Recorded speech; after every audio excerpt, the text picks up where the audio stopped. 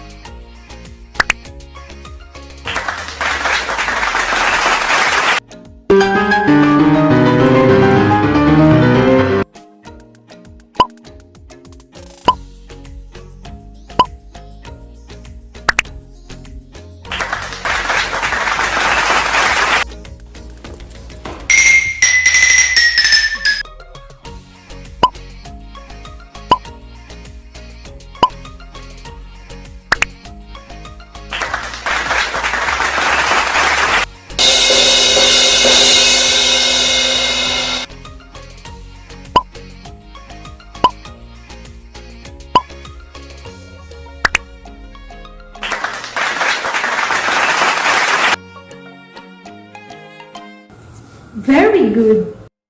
Do you enjoy listening a song or instruments? Listening to music make us feel our emotions. Our brains, emotions producing functions can tell the difference between an emotions felt while being entertained and one felt due to a real life circumstances.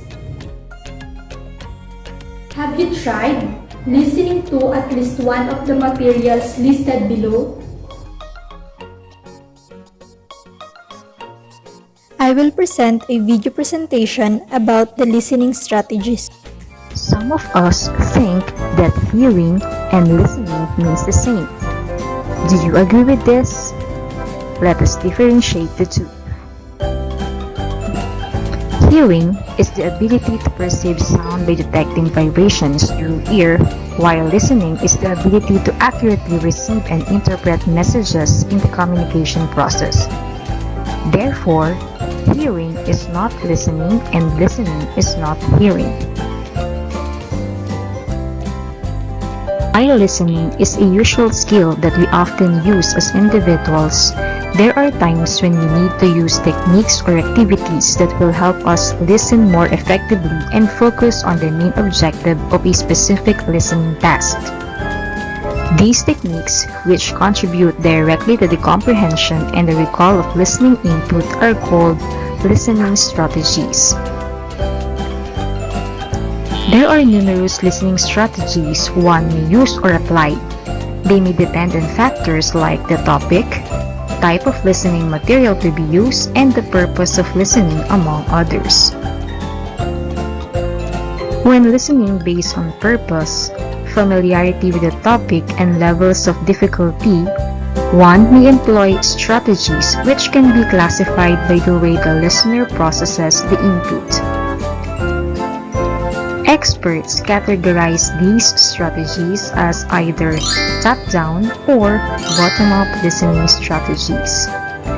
Now, let me give you two situations. The first one is, while having your recess, your classmate tells you a story about a recent vacation, which was an exciting one.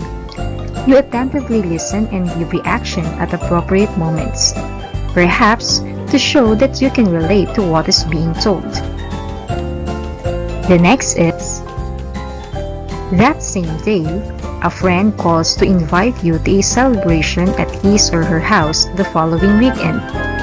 As you have never been to his or her house before, he or she gives you direction. You listen carefully and pay attention to these specific details. Now, Can you tell me which situations applies top-down and bottom-up strategies? Perhaps you will be able to identify it after I give you the difference between top-down and bottom-up listening strategies. Top-down listening strategies are considered listener-based strategies. In these strategies, the listener uses background knowledge to make sense of what he or she is listening to.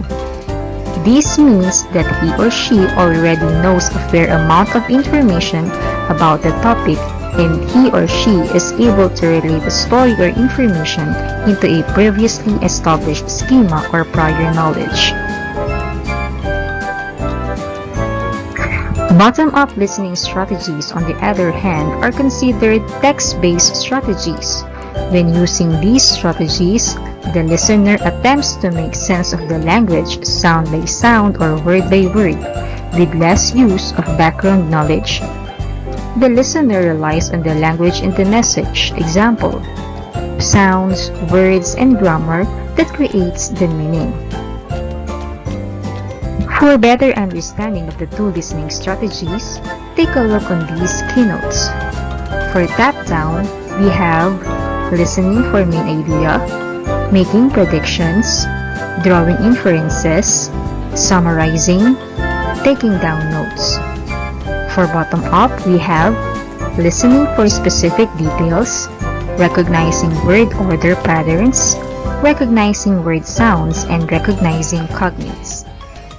Better listening leads to a more complete day-to-day life.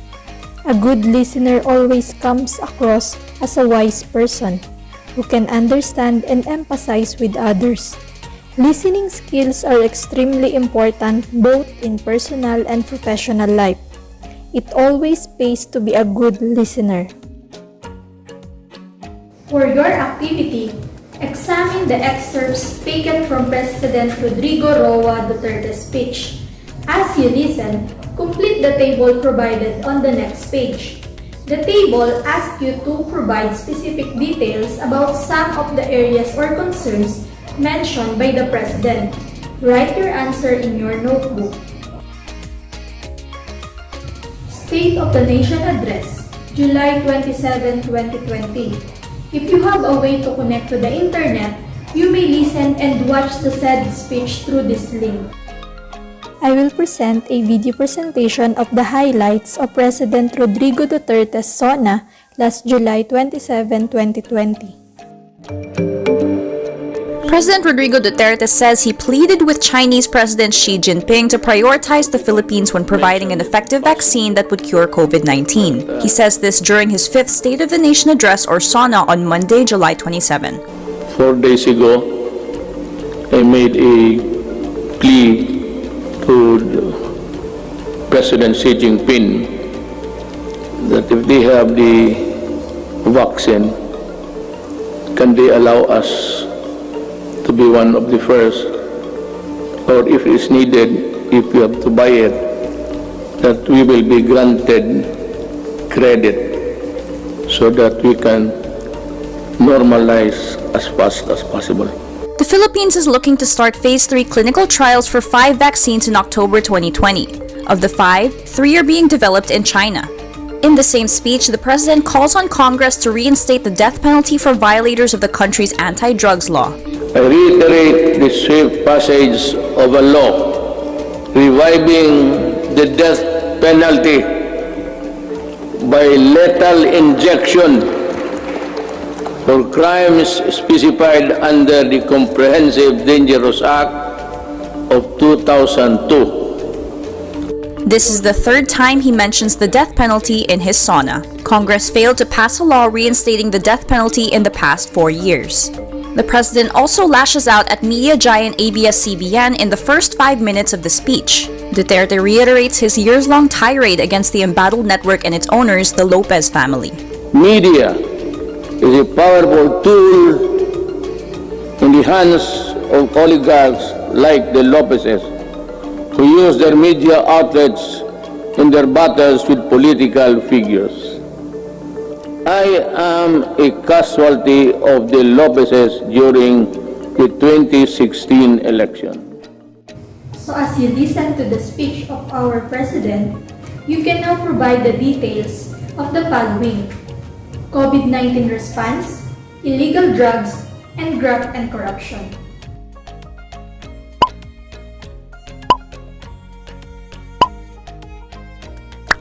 Good job!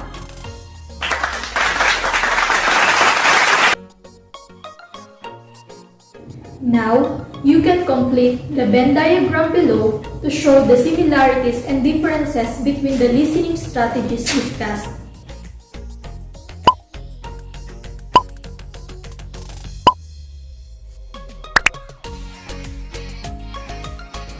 For us to evaluate, decide whether each of the listening strategies below should be categorized as top-down or bottom-up strategies.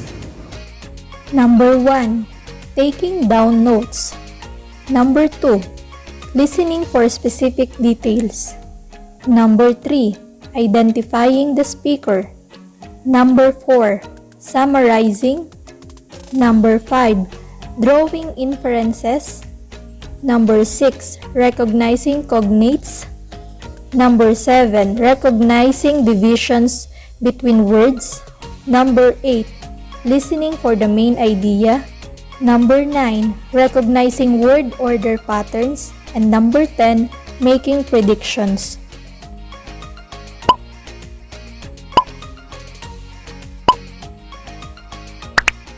Excellent!